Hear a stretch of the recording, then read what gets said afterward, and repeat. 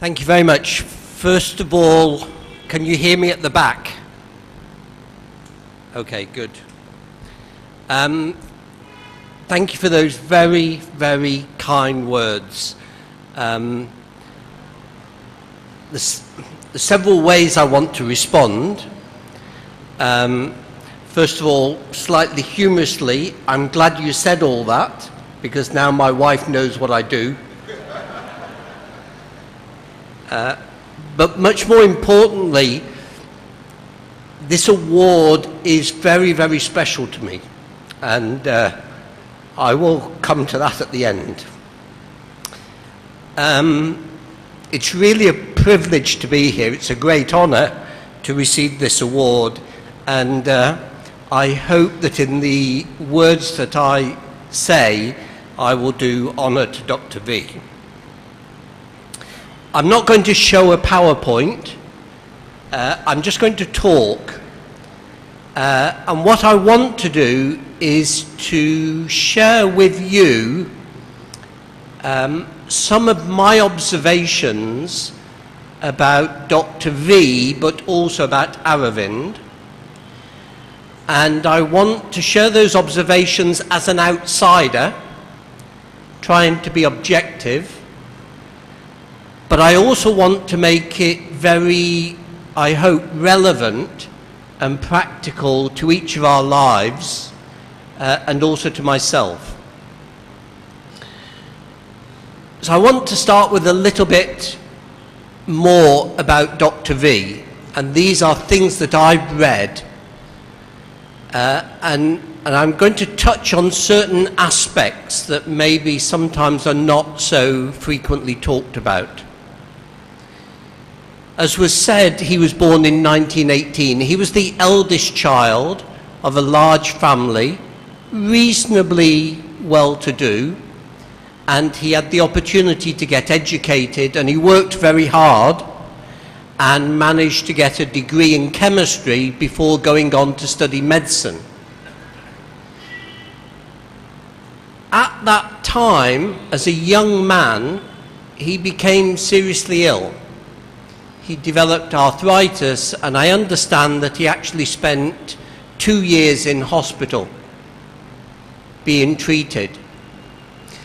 And before that happened, his desire was to work in obstetrics because he'd been moved by the fact that some women he knew, neighbors, had died in childbirth, and this was of deep concern to him.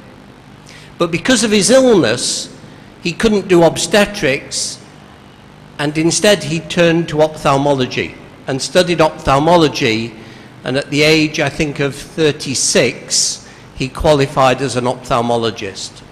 And if you like, that is the first part of his life, 36 years, which I will summarize as learning.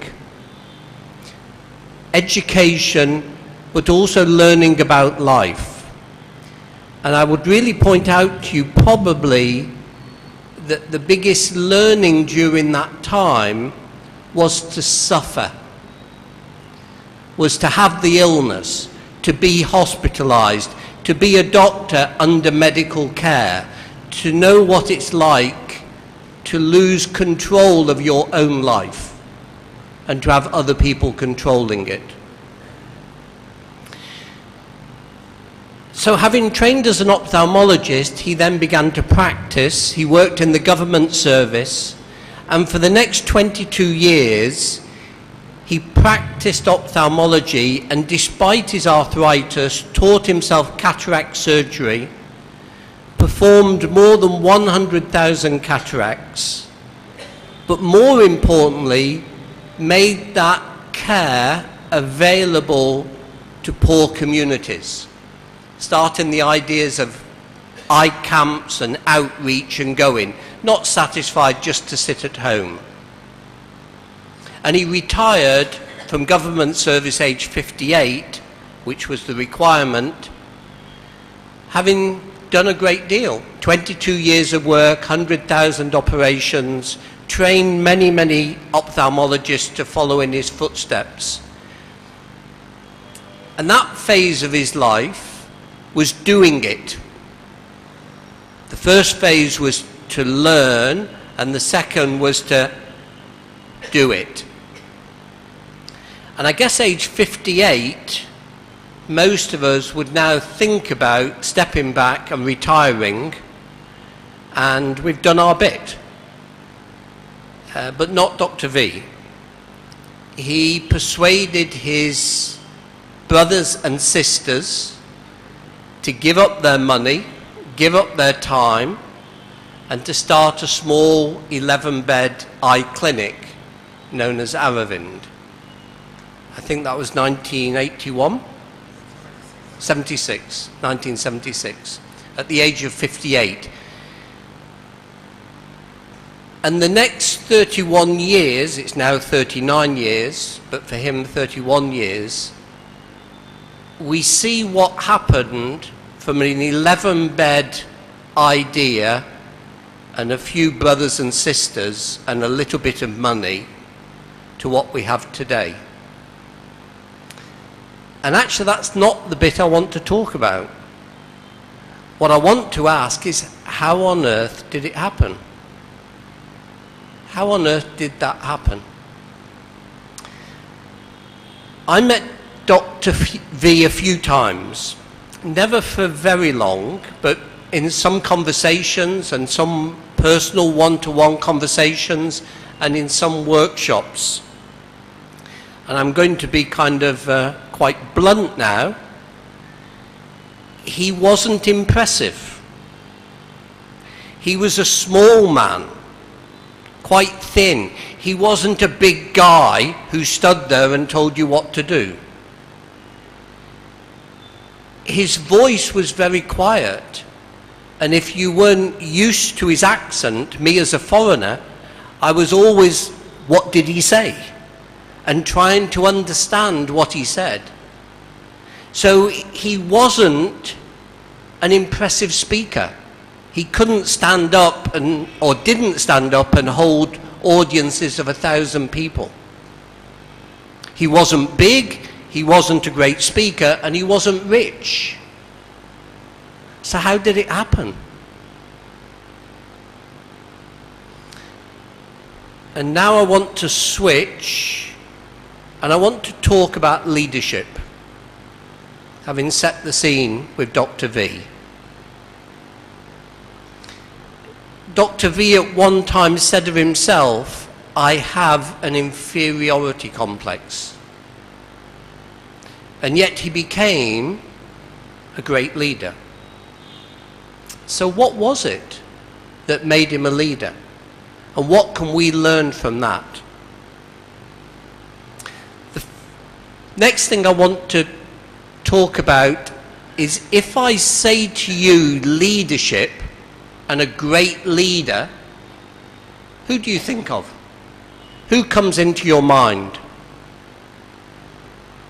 Maybe Gandhi, Nelson Mandela,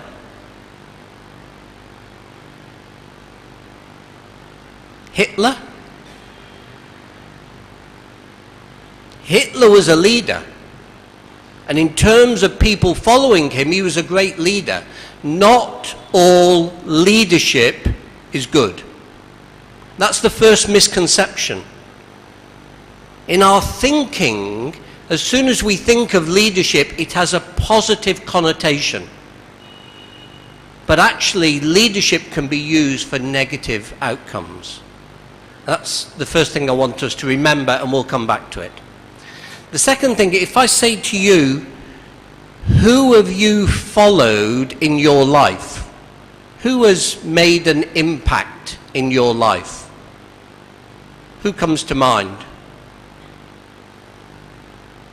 It's probably not Gandhi or Nelson Mandela, but it might be one of your parents, or a grandparent, or a teacher who particularly inspired you, and you decided you wanted to follow what they said and what their example was. So leadership misconceptions, it's not always used for good. And secondly, it's not about a few special people. It's about all of us. All of us are leaders in our own ways. And the question is whether we can harness our leadership skills and whether we will then use it for good or not. If I think about the essentials of leadership, I think there are three things.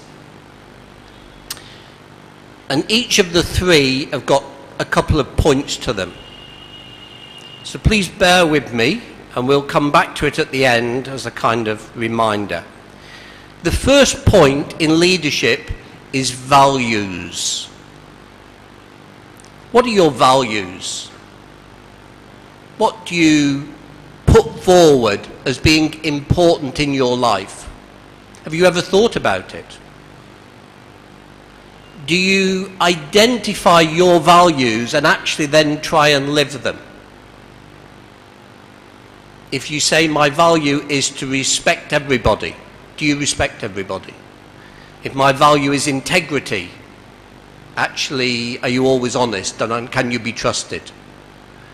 If my value is justice, well, do you practice it? So what are our values? Because our values will determine whether our leadership is for good or not.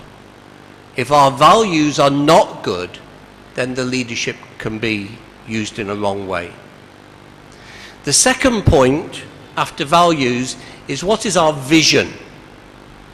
That word is used a great deal, but I want to use it quite simply.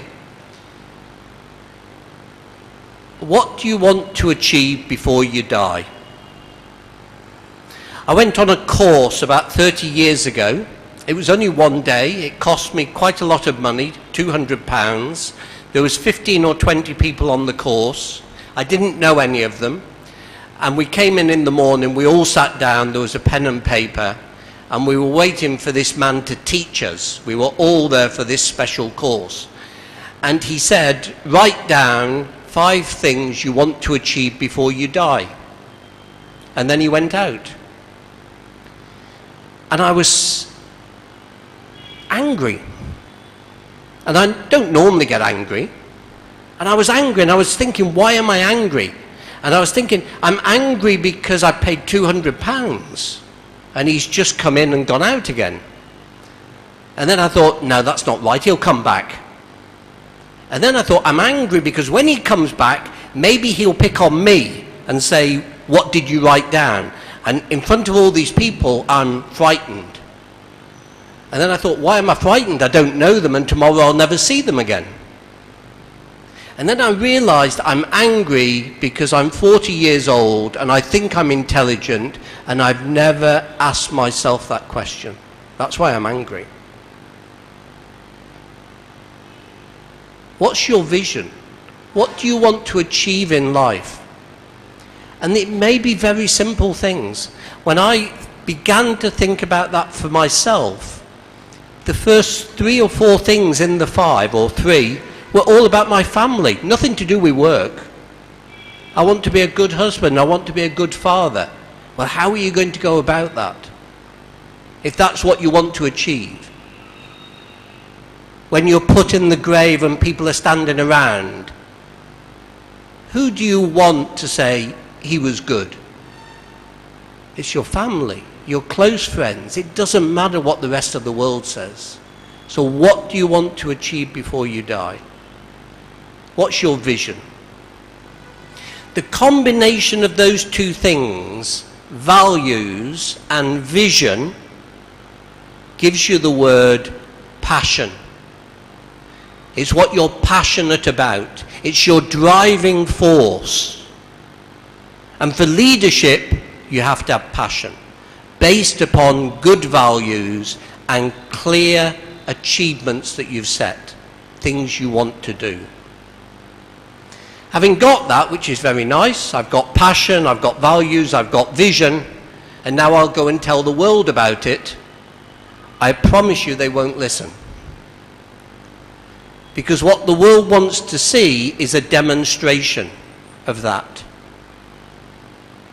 Dr. V spent 22 years doing it. 100,000 cataracts. He had to show how it was done. He had to lead the way. He had to enable others to do it. And when he did it, then others began to say, well, if he can do it, maybe I can do it as well. But very often, in vision and in showing the way, you'll get obstacles. People will say, you can't do it that way. We've always done it this way. That won't work. And so part of leadership is to challenge the status quo. To see the vision, but to say, we can change, we can make the world better. This is how it's done, showing the way, and also challenging the status quo. And the combination of those two things takes years. It doesn't happen quickly. And therefore the second word in leadership after your passion is perseverance. You have to do it. And you have to fight all the battles. And you have to keep doing it and keep doing it. Persevere in doing it. Lots of people can have passion about things, but they don't do anything. Passion and perseverance is strong. But that alone is not enough. Because you can be passionate and you can persevere, and at the end of everything you can look behind and nobody's following you. And leadership is about fellowship. Are there people behind who are following in your footsteps, seeing your passion, seeing your perseverance and your example, and actually saying, I want to be part of that. I want to do it as well. And for that fellowship, you then need to enable them. That may be skills, training, a quiet word, and you need to encourage them. When things go wrong, help them over it. When things are going well, celebrate success. The word of encouragement together with enablement will bring this fellowship along. Dr. V, in the latter part of his life, went about doing that. He invested his time, and this is the last bit of leadership, in people. He got the passion, he demonstrated perseverance, and then he invested in people. They are the three essentials for leadership. Passion from values and vision. Perseverance, doing it, showing how it's done, challenging the status quo. And then people, enabling them to do it with you, encouraging them to do it with you. That's how it happened. That's his life. That's how our lives can be. And it may not be big things. It may be in our family, but it's the same. Are you passionate about your children? Are you bringing values? Are you giving them vision? Are you modeling the way? Do they see in your behavior the way they should be? People spoke about everything that I did at Mvumi and IAPB and CBM, and so I can promise you that in doing all that, I did nothing in the family. The leadership in our family is sat there. The reason our children are not mentally in ill health is there, not here. The reason we have good grandchildren is there. Leadership applies to all parts of life, and no one bit is better than the other. It's what is your role in it. But the principles are the same. Passion, perseverance. We have a grandchild. I digress. We have 3 grandchildren. Somebody told me that they always like my grandchildren's stories, so I tell you. We have 3 grandchildren, 13 and 11, but now I tell you about the 6-year-old. The 6-year-old is called Toby. 6. Toby has a willpower all of his own. He knows what he wants, and unfortunately, he can always persuade his mother that what he wants he'll get. Consequently, when he leaves his mother and comes to his grandfather, there is a battle of the wills. Toby wants this and usually gets it. Grandfather decides, I will show discipline. Grandmother is the one who shows perseverance between these two willpowers, right? And quietly comes between and helps us continue to be friends. I have to tell you a story about Toby. This is totally different, but you'll like it, right? We come from a Christian faith. So at Easter, we go to church to remember Easter. And my son had gone to church with Toby. And my son doesn't normally go to church. He went especially because it's Easter. And then driving home, Toby says to his father, what happens when we die? 6 years old. So his father says, we go to heaven. So Toby thinks for a few minutes, and then Toby says, where's heaven? And his father says, I don't know. And then Toby thinks for a minute and then says, never mind, we'll Google it when we get home. So I want to finish the talk now with the kind of, we've talked about the life of Dr. V in those 3 bits of learning and then doing it and then the sharing it with other people. And we've taken that as the essentials of leadership, the passion from vision and values, then the perseverance of modeling how to do it, showing the way and overcoming the challenges. And then lastly, the investment in people, enabling them, encouraging them to do it. But there's one special thing to it. That is leading others. Everything I've said is about leading others. You cannot lead others safely until you lead yourself. If you can't lead yourself, where are you taking others? If you don't know what it's about, where are they going? So it's very important that you have a clear understanding of yourself, your own place, and what you are about. And then the last bit to that is, are we able to look to and to be led by the Almighty? If the leading is ourself, then actually it's still all about us. If we are being led by the Almighty, then we're part of a much bigger thing, which is the part of the whole of creation. And that's what Dr. V had. It wasn't about him. It was that he was answering God's, the Almighty's call in his life.